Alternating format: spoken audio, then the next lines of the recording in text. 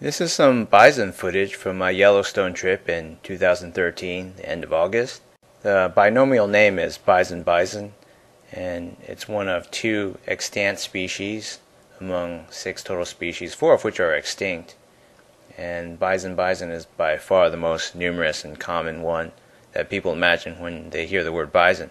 Actually, a lot of people don't even know what that is in this country. They just think of these as buffalo, although they're nothing like water buffalo or buffalo elsewhere, say from Africa or Indonesia or what have you. Note all the sagebrush in the background. It's a pretty common plant here. This lone male was just eating by itself next to a lake. The bison in Yellowstone National Park are really acclimated to the presence of humans, so they don't really even react, and they tend to wander into traffic, or they'll just be grazing and walking alongside people's cars, just 1 or 2 meters away. The bison of Yellowstone National Park are plains bison, whereas the bison in Canada are wood bison. Those are the 2 subspecies of bison in North America.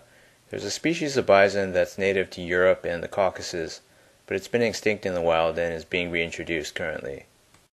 The European species is Bonasus, and it looks a little bit more, aggressive with the horns. It has more prominent horns, although size-wise, it's probably about the same.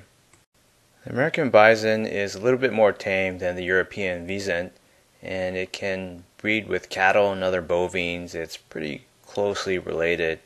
Despite their massive heft, bison are very good swimmers and can cross rivers up to a half-mile wide or 1 kilometer wide.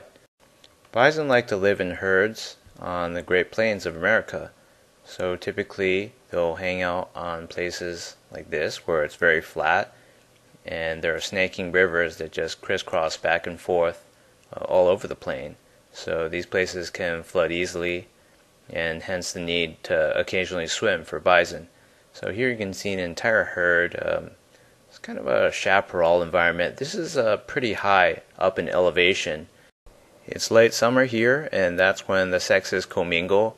In the non-mating season, you can see a lot of smaller male herds and females hang out in their own herds. You'll rarely see lone bulls, mature ones that is, but we just saw one earlier. So here you can see bison of all, ages and sizes. There are a lot of calves.